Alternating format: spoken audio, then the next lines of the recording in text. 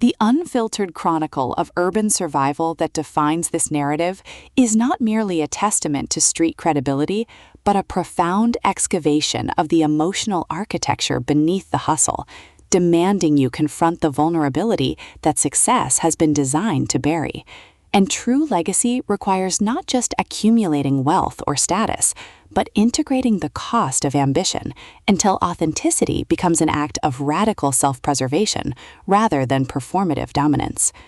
In On Everything 3, Black Lavish transforms the urban fiction trope into a luminous exploration of masculine sovereignty and communal accountability, proving liberation isn't found in escaping the block. It's forged in honoring the person beneath the persona when every cultural script demands you remain untouchable.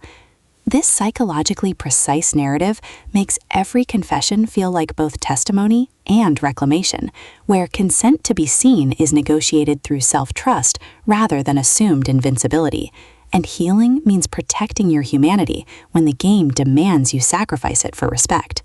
From bass-heavy and heartbeat narration, listeners enter worlds where loyalty is syntax and presence is the only unbreakable code, perfect for fans of emotionally intelligent urban fiction where male complexity defies genre expectations. When community pillar Kalen Vance faces a crisis that threatens his empire and his family, he expects to handle it alone, not to discover the pressure mirrors the exact suppression he's endured beneath decades of performative stoicism. And longtime partner Alara Thorne's quiet refusal to accept his silence creates space for connection defying street protocol.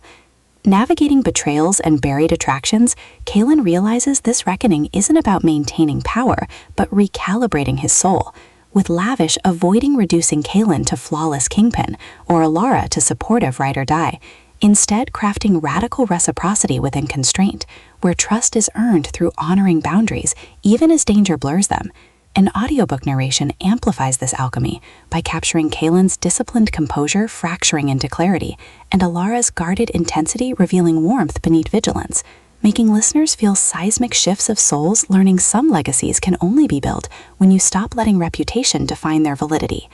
What elevates this beyond typical urban fare is portraying street intimacy as somatic practice rather than romanticized toughness, with Kalen confronting how hustle culture equated worth with output, where Alara creates sanctuary where his contradictions exist without diminishment, their relationship evolving through shared silences during late-night drives bypassing performance, rhythms protecting both operational integrity and psychological safety, and mutual defense against rivals mistaking tenderness for weakness, supported by crew members encoding suppressed grief, elders carrying intergenerational weight, and the neighborhood itself absorbing decades of unspoken bargains, reinforcing that in extraction-based systems, tenderness toward process is technique and presence is sustainable resource, with business decisions mirroring emotional attunement and loyalty oaths becoming metaphors for earned trust.